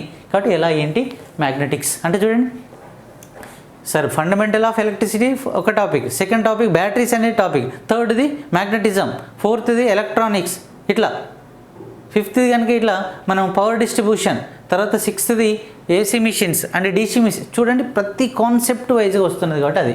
ఇక ఎలక్ట్రానిక్స్, అసలు బేసిక్ ఎలక్ట్రానిక్స్ అంటే ఏంటి? దీంట్లో సార్ 3 రకాలుగా నిజ జీవితాన్ని, విద్యుత్ యొక్క ప్రసారాన్ని బట్టి నిజ జీవితంలో పదార్థాలు 3 రకాలు సార్. ఏంటిది అంటే ఘన పదార్థాలు, ద్రవ పదార్థాలు, వాయు పదార్థాలు. కానీ ఇక్కడ మనం మాట్లాడుకునేది ఏంటంటే విద్యుత్ పరంగా పదార్థాలు 3 రకాలు. ఏదైనా ఒక తీగ ద్వారా కరెంటును పంపిస్తానంటే కరెంటు పోయేటువంటి ఉద్దేశంగా పదార్థాలు 3 రకాలుగా చెప్తాం. Substance are 3 types in electricity power ఆధారంగా. విద్యుత్ పరంగా పదార్థాలు, ఒకటి విద్యుత్ బంధకాలు, విద్యుత్ వాహకాలు, అర్ధవాహకాలు, ఓకేనా. ఇన్సులేటర్, కండక్టర్, సెమీ కండక్టర్, ఓకేనా. మరి బంధకం అంటే ఏంటి, వాహకం అంటే ఏంటి, అర్ధవాహకాలు అంటే ఏంటి? ఎలక్ట్రానిక్స్ అనేటువంటి మొత్తం కాన్సెప్ట్ అర్ధవాహకాల పైన వచ్చేటువంటి క్వశ్చనే. కాబట్టి ఈ అర్ధవాహకాలను ఎలా మనం చెప్పొచ్చు? ఈ అర్ధవాహకాలను తయారు చేయడానికి సృష్టిలో main elements 2, silicon and germanium. ఎలా యూజ్ చేయవచ్చు? ఈ అర్ధవాహకాలు అంటే ఏంటి? ఈ అర్ధవాహకాలు మళ్ళీ ఎన్ని రకాలుగా వర్గీకరిస్తాం? 2 రకాలు, స్వభావజ, అస్వభావజ. అసలు స్వభావజ అంటే ఏంటి? స్వచ్ఛమైనటువంటి అర్ధవాహకం ఏంటి? అస్వభావజ స్వచ్ఛమైనటువంటి అర్ధవాహకానికి, పర్ఫెక్ట్ ప్యూరిఫై సెమీకండక్టర్కి ఏదైనా స్వల్ప మొత్తంలో అంటే ఇంట్రాసినిక్ అండ్ ఎక్స్ట్రాసినిక్. ఇంట్రాసినిక్ సెమీ కండక్టర్కి స్వల్ప మొత్తంలో డోప్స్ కనుక చేస్తే, డోపింగ్ కనుక చేస్తే అది ఎక్స్ట్రాసినిక్ సెమీ కండక్టర్గా మారుతుంది, అస్వభావజ అర్ధవాహకంగా మారుతుంది. అసలు ఈ అస్వభావజ అర్ధవాహకాలు మళ్ళీ 2 రకాలు. ఒకటి P, positive type of semiconductor and negative type of semi conductor. అసలు పాజిటివ్ అంటే ఏంటి, నెగిటివ్ అంటే ఏంటి, అలా సెమీ కండక్టర్స్లో ఎలా మనం మాట్లాడుకోవాలి, అవన్నీ కూడా దీంట్లో వస్తూ ఉంటుంది. మరి ఇక్కడ పాజిటివ్ అండ్ నెగిటివ్ వచ్చిన తర్వాత పిఎన్ కలిపితే వచ్చేది ఒక జంక్షన్. మరి పిఎన్ జంక్షన్ డయోడ్ డాష్లో పనిచేస్తుంది, ఒక ఎలక్ట్రానిక్ స్విచ్లో పనిచేస్తుంది. మరి PN junction diode is electronic switch sir. మరి అధిక మొత్తంలో జంక్షన్ డయోడ్లు కనుక ఉంటే దాన్ని ట్రాన్సిస్టర్ అంటాం. ట్రాన్సిస్టర్ డాష్లో పనిచేస్తుంది, ఒక యాంప్లిఫైర్లో పనిచేస్తుంది. Transistor is a amplifier, junction diode is a electronic switch. కాబట్టి మరి ట్రాన్సిస్టర్ ఈజ్ ఏ యాంప్లిఫైర్, మరి ట్రాన్సిస్టర్ ఈజ్ ఏ ఆసిలేటర్, ఓకేనా. మరి నెక్స్ట్ డిజిటల్ వాచ్లు, డిజిటల్ క్యాలిక్యులేటర్లు అన్నీ జంక్షన్ డయోడ్లు వాడుతూ ఉంటాం. మరి ఇవన్నీ కూడా ఏంటిది, చాలా ఇంపార్టెంట్. రెక్టిఫైర్స్ ఏంటిది అంటే ఇక్కడ గుర్తుపెట్టుకోండి సార్, ఒక రెక్టిఫైర్గా పనిచేసేది ఏంటంటే ఇదే సార్, ఓకేనా. Transistor is a rectifier, transistor is a oscillator, junction diode is a మామూలుగా ఎలక్ట్రానిక్ స్విచ్. ఏంటి మరి ఈ రెక్టిఫైర్స్ ఏంటి, వీళ్ళేంటి, పవర్ ఎలిమెంట్స్ ఆఫ్ కాంపోనెంట్స్ ఏంటి, ఎలా యూజ్ చేస్తాం, కరెంట్ ఎలా ప్రాసెస్ అవుతుంది. జంక్షన్ డయోడ్ల ద్వారా అంటే మెయిన్స్ కనుక ఒకసారి చూస్తే సెమీ కండక్టర్ ద్వారా ఎలక్ట్రిసిటీ ప్రయాణం అనేది ఎలక్ట్రాన్స్ అండ్ హోల్స్ ఆధారంగా జరుగుతాయి. మామూలు కరెంటు తీగలో జరిగేటువంటి విద్యుత్ ప్రసారం అనేది ఓన్లీ ఎలక్ట్రాన్స్ ద్వారా జరుగుతుంది. మరి అక్కడ తీగల ద్వారా ఎలక్ట్రాన్స్ ద్వారా కరెంటు ప్రయాణం చేస్తే మరి సెమీ కండక్టర్లో ఎలక్ట్రాన్స్ అండ్ హోల్స్ ద్వారా జరుగుతూ ఉంటుంది. మరి ఎలక్ట్రాన్స్ అండ్ హోల్స్ ద్వారా ఎందుకు జరుగుతూ ఉంటుంది, అర్థమైందా? ఈ ఎలక్ట్రాన్స్ అండ్ హోల్స్ ద్వారా జరగడానికి గల కారణం ఏంటి అంతా కూడా మనం కాన్సెప్ట్లో నేర్చుకుంటాం సార్. ఎలక్ట్రానిక్స్ అనేటువంటి టాపిక్ చెప్పొచ్చు. ఇక నెక్స్ట్ ఏంటంటే ఫండమెంటల్స్ ఆఫ్ ఏసీ, ఓకేనా. Fundamental of AC machines and DC machines. AC అంటే ఏంటి, డీసీ అంటే ఏంటి, ఆల్టర్నేటింగ్ కరెంట్ మిషన్స్ ఏంటి, డైరెక్ట్ కరెంట్ మిషన్స్ ఏంటి. ఇప్పుడు కామన్గా మనం అనేటువంటిది సార్ ఇప్పుడు జనరేటర్ అనగానే ఏసీ మిషన్ అని అంటాం, ఏసీ. ఓకేనా. AC dynamo, alternating current in dynamo. మరి డైనమో ఎలా వర్కౌట్ అవుతుంది, నార్త్ సౌత్ ఉండేటువంటి రెండు మ్యాగ్నెటిక్స్ మధ్య ఒక ఆర్మేచర్ విద్యుత్ బంధక కవచం ఉండేటువంటి ఒక ఆర్మేచర్ తీగ చుట్టను పెట్టి దానికి ఒకటి స్లిప్ 1 స్లిప్ 2 రింగులు పెట్టి కార్బన్ బ్రష్లు పెట్టి ఒక షాఫ్ట్ రాడ్ పెట్టి దానికి ఒక బ్యాటరీ కనుక కనెక్షన్ ఇచ్చి 0 to 360 degrees మధ్య తిరిగేటువంటి ఏసీ డైనమో, 0 to 180 degrees మధ్య తిరిగేటువంటి ఎలక్ట్రికల్ మోటార్ ఎలా ప్రసారం చేస్తూ ఉంటుంది. కాబట్టి విద్యుత్ మోటార్ అనేది ఫ్లెమింగ్ లెఫ్ట్ హ్యాండ్ రూల్ అనేటువంటి సూత్రం ఆధారంగా ఏ విధంగా ఆధారపడి పనిచేస్తుంది. నెక్స్ట్ ఆప్షన్ ఏంటంటే మరి ఏసీ మిషన్స్ అనేది కనుక చూస్తే మామూలుగా డైనమో అనేది ఎలక్ట్రోమాగ్నెటిక్ ఇండక్షన్ విద్యుదయస్కాంత ప్రేరణ అనే నియమం ఆధారంగా ఎలా పనిచేస్తుంది. మరి విద్యుదయస్కాంత ప్రేరణ అంటే వలయంలో విద్యుత్ ప్రసారం లేకుండా బాహ్య అయస్కాంత క్షేత్రానికి కనుక గురి చేస్తే వలయంలో విద్యుత్తును పుట్టించేటువంటి ప్రక్రియనే విద్యుదయస్కాంత ప్రేరణ అంటాం.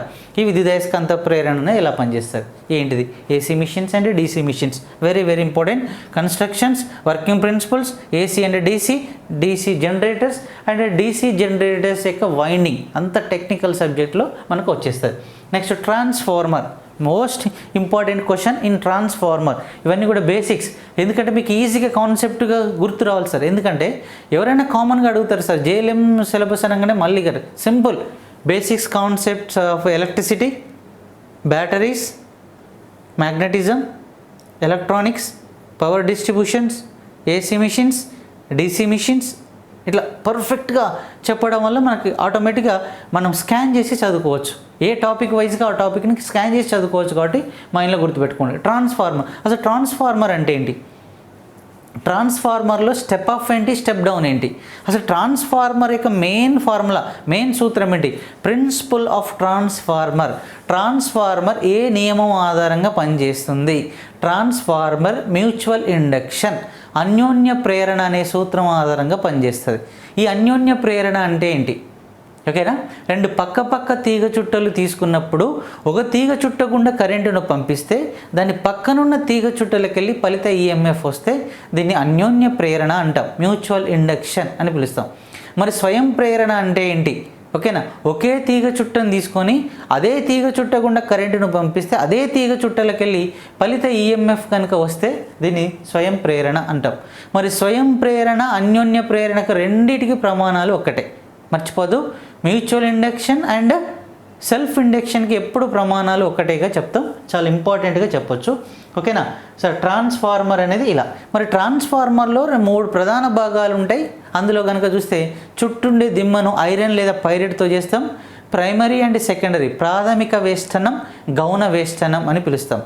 టోటల్ ట్రాన్స్ఫార్మర్ కనుక చూస్తే V1/V2 = N1/N2 = I2/I1. ట్రాన్స్ఫార్మర్లో మళ్ళీ 2 రకాలు, step up and step down transformer. ఈ step up and step down అనేటువంటి ట్రాన్స్ఫార్మర్ల ద్వారా ఎలా చేస్తాం.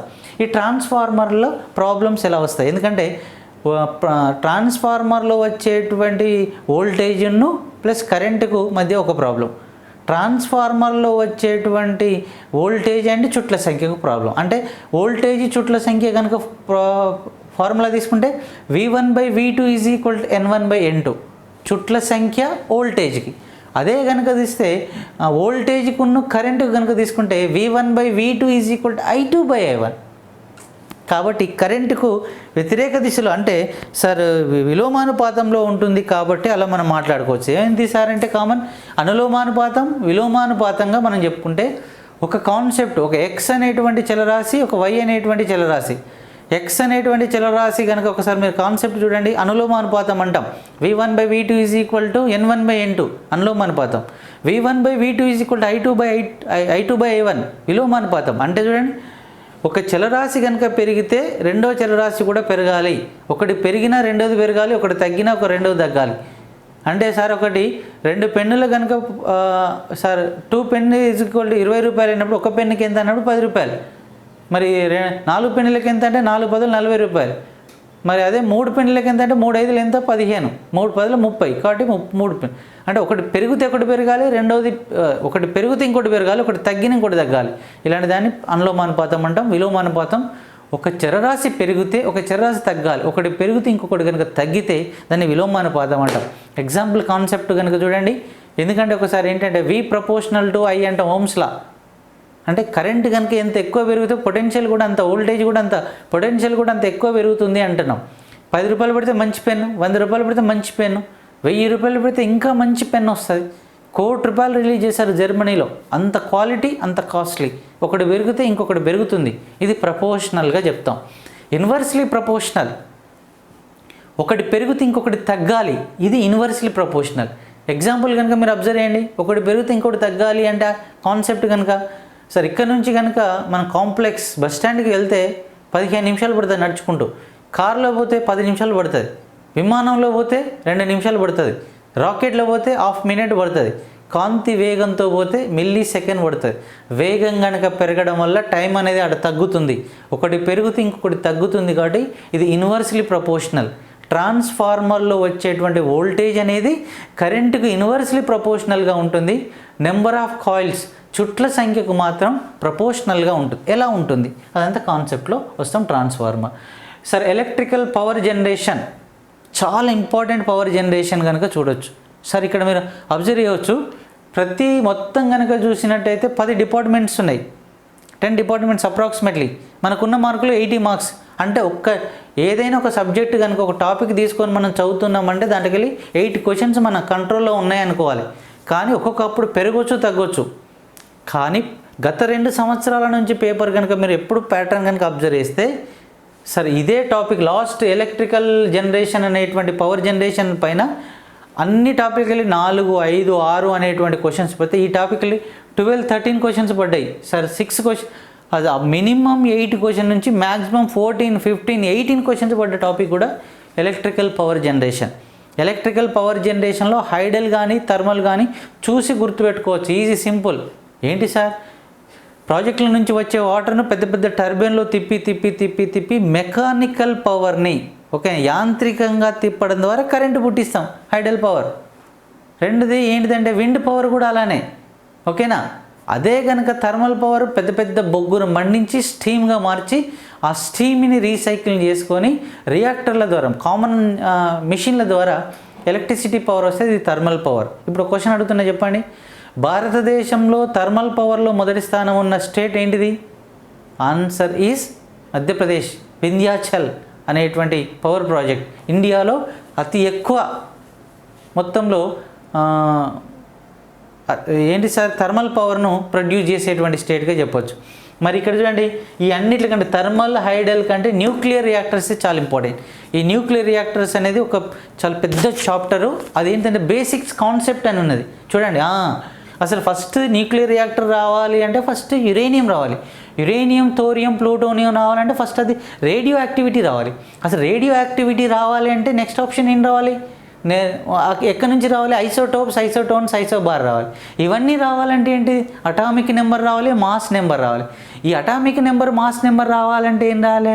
ఫస్ట్ పదార్థం అనేది రావాలి. పదార్థాన్ని విడగొడితే అణువులు వస్తాయని రావాలి. అణువులు విడగొడితే పరమాణులు వస్తాయి. ఆ పరమాణులు విభజిస్తే ఎలక్ట్రాన్, ప్రోటాన్, న్యూట్రాన్ వస్తాయి. కాబట్టి ప్రతిదీ కూడా చూడండి సార్, కిందిది అటామిక్ నెంబర్, పైది mass number. Atomic number mass నెంబర్కి అటామిక్ నెంబర్ డబుల్ చేస్తే అప్రాక్సిమేట్లీ మాస్ నెంబర్ వస్తుంటుంది. కానీ అటామిక్ నెంబర్ 83 కంటే ఎబో, పరమాణు సంఖ్య 83 కంటే ఎక్కువగా ఉన్న ప్రతి పరమాణు స్వచ్ఛందంగా ఉద్గారిస్తుంది. ఈ ధర్మాన్ని రేడియో ధార్మికత అంటాం. దీన్నే మనం రేడియో యాక్టివిటీ అని పిలుస్తాం. ఈ రేడియో యాక్టివిటీలో వచ్చేటువంటి యురేనియం, థోరియం, ప్లూటోనియం ఇవి తీసుకొని రియాక్టర్లు బ్లాస్ట్ చేసి వచ్చేటువంటి హీట్ని జనరేషన్గా, పవర్ జనరేషన్గా వాడుతున్నాం. కాబట్టి power generation, distribution of power generation కనుక చూసినట్టయితే చాలా రకాలు ఉన్నాయి. ఇందులో మెయిన్ ఇంపార్టెంట్ ఇండియాలో ఉండేటువంటి 53 రియాక్టర్స్ గురించి మనం మాట్లాడుకునేది రియాక్టర్స్. ఇక basics concept energy resource common sir. Energy resource అనగానే తరిగిపోయేటేంటి, తరగని ఏంటి. ఈ తరిగిపోయే శక్తి వనరులు ఏ విధంగా యూజ్ చేస్తాం, తరగనిది ఏంటిది. కాబట్టి ఇలాంటివి హైడ్రోజన్ పైన అడిగింది సార్, గోబర్ గ్యాస్ పైన అడిగిండు, బయోగ్యాస్. బయోగ్యాస్లో డాష్గా ఉంటుంది. బయోగ్యాస్ అనగానే మీ మైండ్లో గుర్తుపెట్టుకోవాల్సిన క్వశ్చన్, బయోగ్యాస్ మీన్స్ పశువుల కంపోస్ట్ ద్వారా వచ్చేటువంటిదే బయోగ్యాస్గా చెప్తాం. ఈ బయోగ్యాస్లో కనుక మీరు ఆలోచిస్తే methane, carbon dioxide, hydrogen sulphide వీటి మిశ్రమాన్నే మనం బయోగ్యాస్ అంటాం. ఈ బయోగ్యాస్లో ఉండే ముఖ్యమైన గ్యాస్ ఏంటంటే మీథేన్ అని పిలుస్తాం. ఆ మీథేన్ని యూజ్ చేసుకొని మనం వివిధ రకాల ఎనర్జీస్గా యూజ్ చేసుకొని నిజ జీవితానికి కనెక్ట్ చేసుకుంటున్నాం. కాబట్టి ఇదంటే ఇక ఎలక్ట్రికల్ మెజర్మెంట్స్ మీన్స్ కనుక చూస్తే విద్యుత్ సాధనాలు ఏంటి, విద్యుత్ చిన్నప్పటి నుంచి కొలిసేటువంటి సాధనాలు కనుక చూస్తే చిన్న సార్, అమ్మీటర్ ఏంటి, వోల్ట్ మీటర్ ఏంటి, పొటెన్షియల్ మీటర్ ఏంటి, గల్వనామీటర్ ఏంటిది, ఓకేనా, ఇలాంటి మీటర్స్, విన్స్టన్ బ్రిడ్జ్ ఏంటిది, ఇలాంటి అన్నీ కూడా మనకు basics measurements in electricity measurements ఎలాంటివి వస్తాయి, different types of electrical measurements, ఓకేనా, ఎన్ని రకాలుగా ఉంటాయి. నిజంగా ఎలక్ట్రికల్ ల్యాంప్స్ అని వస్తున్నాయి, ఎలక్ట్రికల్ బల్బులు, సోలార్ బల్బులు, ఈ బల్బులను ఎలా యూజ్ చేస్తాం, కామన్ ఫ్లోరోసెంట్ బల్బులు ఏంటి, నియాన్తో తయారు చేసేటువంటి బల్బులు ఏంటి, ఆర్గాన్తో తయారు చేసేటువంటి బల్బులు ఏంటి, ఆ బల్బులను ఎలా కనెక్షన్ ఇస్తారు ఏంటంతా కూడా ఎలక్ట్రికల్ బల్బులు. ఇక నెక్స్ట్ దీంట్లో మెయిన్ చాప్టర్లలో AC and DC machines, alternating current machines and direct current machines. ఈ డైరెక్ట్ను ఆల్టర్నేటింగ్ మధ్య డిఫరెన్స్ ఏంటి, ఓకేనా, AC dynamo is a alternating machine, మరి డీసీ మిషన్ ఏంటి, ఇవన్నీ కూడా basics concept of junior linemen syllabus, ఓకేనా. కామన్ చూడండి సార్, సింపుల్ లాజిక్, పెద్ద ఆన్సర్స్ మనకు అవసరం లేదు. First electricity concept, second batteries concept, థర్డ్ది కనుక చూస్తే AC machines, fourth DC machines, magnetism, ఓకేనా, ఎలక్ట్రానిక్స్, ఓకేనా. నెక్స్ట్ ఇంకొకటి ఏంటంటే power distribution means power generation, next transformer, next వస్తే fundamental of AC and DC. కాబట్టి ఇవన్నీ కూడా టోటల్ కాన్సెప్ట్గా చెప్పొచ్చు. దీంట్లో main important energy resource, electrical power generation, thermal, hydel, nuclear, basics concept and energy resource చాలా ఇంపార్టెంట్గా చెప్పొచ్చు. కాబట్టి సార్ టోటల్గా సింపుల్ సార్, ఎలక్ట్రిసిటీలో ఫండమెంటల్ ఏంటిది, ఎలక్ట్రానిక్స్లో ఫండమెంటల్ ఏంటిది, బ్యాటరీస్లో ఫండమెంటల్ ఏంటిది, మ్యాగ్నెటిజంలో ఫండమెంటల్ ఏంటిది, ట్రాన్స్ఫార్మర్లో ఫండమెంటల్ ఏంటిది, నెక్స్ట్ బ్యాటరీస్లలో అంటే కామన్గా ఎలక్ట్రికల్ మెజర్మెంట్స్లో ఫండమెంటల్స్ ఏంటి, పవర్ జనరేషన్లో మెజర్మెంట్స్ ఏంటి, అంటే కామన్గా బేసిక్స్ కాన్సెప్ట్స్ ఏంటిది, ఏసీ అండ్ డీసీ. టోటల్గా 80 మార్క్స్కి సంబంధించినటువంటి సిలబస్గా మనం చెప్పొచ్చు. ఇక నెక్స్ట్ డిపార్ట్మెంట్లో దీనిలో సెకండ్గా మనం చెప్తే సరే జనరల్ స్టడీస్గా చెప్పాలి. ఈ జనరల్ స్టడీస్లో చాలా ఇంపార్టెంట్ 10 డిపార్ట్మెంట్స్ ఉంటాయి సార్. ఈ 10 డిపార్ట్మెంట్స్లో కనుక చూసినట్టయితే ఇది కూడా చాలా ఇంపార్టెంట్ సార్. ఎప్పుడైనా గుర్తుపెట్టుకోండి, current affairs, science and technology, disaster management, environment issues and Telangana culture, వీటికి సంబంధించిన కనుక మీరు పర్ఫెక్ట్గా చదివితే ఆ 65 క్వశ్చన్స్కి సంబంధించి మీరు మినిమం 60% ఆన్సర్ చేయవచ్చు. అంటే 35 మార్క్స్ మీరు జేబులో వేసుకోవచ్చు. కాబట్టి గుర్తుపెట్టుకోండి, చాలా ఇంపార్టెంట్ సార్. అంటే ఇక్కడ చూడండి, మీకు కాన్సెప్ట్ కనుక చూస్తే సివిల్స్ యూపీఎస్సీ లెవెల్లో 150 మార్క్స్, గ్రూప్ 1, గ్రూప్ 2, పేపర్ 1లో చూస్తే అక్కడ 150 మార్కుల పేపర్. సెకండ్ కానిస్టేబుల్కి వస్తే అది 100 మార్క్స్, ఎస్ఐకి వస్తే అది జనరల్ స్టడీస్ 200 మార్క్స్ ప్రిలిమ్స్లో. అలానే మీరు ఇట్లే వస్తే అదే జేఎల్ఎం సిలబస్కి వస్తే అది 65 మార్క్స్. అంటే సార్ చూడండి, గ్రూప్ 2లో 150 మార్కుల జనరల్ స్టడీస్ అనేటువంటి పేపర్ను జేఎల్ఎంకి వస్తే 65 మార్కులుగా సెట్ చేసినట్టే ఆఫ్ చేశాడు, కానీ సిలబస్ మాత్రం సేమ్. కాబట్టి గుర్తుపెట్టుకోండి, అక్కడ ఒక సబ్జెక్ట్ కరెంట్ అఫైర్స్లోకి వెళ్ళి ఒక 5-6 క్వశ్చన్స్ వచ్చినాయి అనుకోండి, ఇక్కడికి వచ్చేసరికి 3 క్వశ్చన్స్ వస్తాయిగా గుర్తుపెట్టుకోవాలి. అంటే ఏందన్నట్టు సిలబస్ మొత్తం సేమే కానీ మార్క్స్ తక్కువ. కాబట్టి sir very very very very important general studies పర్పస్లో ఫస్ట్ది కరెంట్ అఫైర్స్ చాలా ఇంపార్టెంట్. కరెంట్ అఫైర్స్లో ఇంటర్నేషనల్ రిలేషన్స్ అండ్ ఈవెంట్స్ చాలా మోస్ట్ ఇంపార్టెంట్. కరెంట్ అఫైర్స్ అంటే ఏదైతే నోటిఫికేషన్ పడ్డదో నోటిఫికేషన్కి 1 year బ్యాక్ నుంచి మొత్తం కరెంట్ అఫైర్స్ లెవెల్లో చదవాలి. అవి ఇంటర్నేషనల్ ఈవెంట్సా, ఇంటర్నేషనల్ రిలేషన్సా, స్పోర్ట్సా, సైన్స్ అండ్ టెక్నాలజీ, దాంట్లో సంబంధించినటువంటి టోటల్ ఇన్ఫర్మేషన్ని international or national events and relations మధ్య. ఇప్పుడు చూడండి, రీసెంట్గా 2021లో లేదా సార్ 20లో భారతదేశానికి రిపబ్లిక్ డేకి సంబంధించినటువంటి ఒక ముఖ్య అతిథి ఇండియాకి వచ్చాడు, అతని పేరును గుర్తించండి. ఇలాంటి క్వశ్చన్స్ బేసిక్స్ రావడానికి ఛాన్స్ ఉంటుంది సార్. నెక్స్ట్ ఏంటిదంటే సెకండ్ డిపార్ట్మెంట్ కనుక చూస్తే సార్ జనరల్ సైన్స్ అండ్ నిజ జీవితంలో సైన్స్ యొక్క ఇంపార్టెన్స్గా చెప్తాం sir. General science and science యొక్క బయో సైన్స్ సార్, వ్యాధులు, విటమిన్లు, డిసీజులు, బ్లడ్ గ్రూప్స్. నెక్స్ట్ ఇంకా చూస్తే సార్ రెస్పిరేటరీ సిండ్రోమ్, మానవుని హ్యూమన్ బాడీకి సంబంధించిన information and science and technology.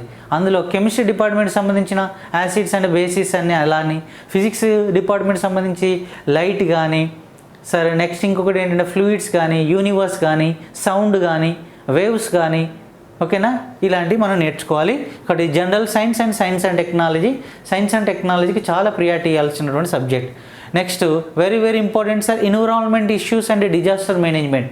ప్రకృతి వైపరీత్యాలు మరియు సైన్స్కు సంబంధించిన issues. Environment issues and disaster, ప్రకృతి వైపరీత్యాలు, సునామీలు, భూకంపాలు, అగ్నిపర్వతాలు ఎలా మనకు వస్తున్నాయి, వాటిపైన గత సంవత్సరం 2 సంవత్సరాల నుంచి వచ్చేటువంటి ఏమన్నా వచ్చినాయా. ఇది geography and disaster management total link up. అది ఇండియన్ లెవెల్లో డిజాస్టర్ మేనేజ్మెంట్, ఇండియన్ లెవెల్లో జాగ్రఫీ అనేది కామన్గా చదువుకోవాలి. Very very important sir. మన ఎకనామీ, ఆర్థశాస్త్రం, ఆర్థిక శాస్త్రంగా మనం చెప్పాలి సార్. ఆర్థిక శాస్త్రం అనేది నిజ జీవితానికి చాలా ఇంపార్టెంట్. బడ్జెట్లు అవి ఇవి అన్నీ కూడా నేర్చుకోవాల్సిన టాపిక్గా చెప్పొచ్చు. Very very important. జాగ్రఫీ, భూగోళ శాస్త్రం అండ్ ఎకనామీ. ఇండియన్ కాన్స్టిట్యూషన్ అనేది చాలా important. Indian polity and Indian history. Indian polity, Indian హిస్టరీలో జస్ట్ కాన్సెప్ట్ బేసిక్కే మనకు అడుగుతూ అంటాడు. ఈ కాన్స్టిట్యూషన్లో ఈ 1 ఇయర్ మధ్యలో జరిగినటువంటి ఇన్సిడెంట్లు, నెక్స్ట్ కాన్స్టిట్యూషన్లు చాలా ఇంపార్టెంట్. ఇందులో పాటు modern history and national movements. భారతదేశంలో జరిగినటువంటి నేషనల్ మూమెంట్స్ ఏంటి సార్. ఇంకోటి మోడ్రన్ హిస్టరీ ఏంటిది, ఆధునిక చరిత్ర సార్. పురాతన చరిత్ర అనేది కామన్గా లేదు ఇక్కడ. ఆధునిక చరిత్ర అండ్ నేషనల్ మూమెంట్స్ అనేది చాలా ఇంపార్టెంట్గా చెప్పొచ్చు సార్. ఇక సార్ మోడర్న్ హిస్టరీ అనేది మనము నేషనల్ లెవెల్లో అయితే తెలంగాణ హిస్టరీ అండ్ తెలంగాణ మూమెంట్కు సంబంధించినటువంటి బేసిక్స్ క్వశ్చన్స్, ఓకేనా. మన కాడ శాతవాహనులు, కాకతీయాస్ నుంచి స్టార్ట్ అయితే కామన్గా వచ్చేటువంటి తెలంగాణ హిస్టరీకి చెప్పొచ్చు. ఈ తెలంగాణ హిస్టరీలో సొసైటీకి చాలా కల్చర్ కానీ, సొసైటీ కానీ, తెలంగాణలో వచ్చేటువంటి ఫెస్టివల్స్, పండుగలు కానీ, జాతరలు కానీ. ఎగ్జాంపుల్ పోయినసారి JLM ఎగ్జామ్లో అడిగినటువంటి క్వశ్చన్, తెలంగాణ రాష్ట్రంలో నాగోబా జాతర ప్రజెంట్ ఏ జిల్లాలో జరుపుకునేటువంటి జాతర. ఇలాంటి క్వశ్చన్స్ కాన్సెప్ట్ అడుగుతున్నాడు. తెలంగాణ ఫెస్టివల్స్ అండ్ కల్చర్స్ పైన చాలాసార్లు ఎగ్జామ్లో అడుగుతున్నాడు. నెక్స్ట్ పాలసీస్ ఆఫ్ తెలంగాణలో వచ్చే రీసెంట్ పాలసీస్ ఏమున్నాయి, ఓకేనా. ఆ పాలసీస్ పైన కూడా ఎగ్జామినేషన్ పాయింట్ ఆఫ్ వ్యూలో కొంచెం గుర్తుపెట్టుకోవాలి. కాబట్టి గుర్తుపెట్టుకోండి సార్. ఇవన్నిటితో పాటు మీకు ప్రాక్టికల్ అనేది కామన్గా ఉంటుంది. అది ఎవరైనా ప్రాక్టికల్. ఇప్పుడు పోయినసారి JLMకు సంబంధించిన 20-25 మార్క్స్ ఎట్లా అంటే, ఏదైనా ఒక స్తంభం ఉన్నప్పుడు స్తంభాన్ని ఎంత టైంలో ఎక్కారు, అలా ప్రాక్టికల్స్ అనేది లాస్ట్కి వచ్చేటువంటిదిగా మనం చెప్పొచ్చు. ఎలాంటి ఇంటర్వ్యూ లేవు, నెగిటివ్ మార్క్స్ లేవు, ఎలాంటిది లేనటువంటి ఈజీ జాబు. కొంత బేసిక్స్ కరెక్ట్ కనుక పర్ఫెక్ట్గా ఈ టాపిక్స్ అన్నీ చదివేసి వాటిపైన మోడల్ పేపర్ చేసి వాటిని కాన్సెప్ట్ని కనుక గ్యాదర్ చేస్తే ఆటోమేటిక్గా ఎగ్జామినేషన్ పాయింట్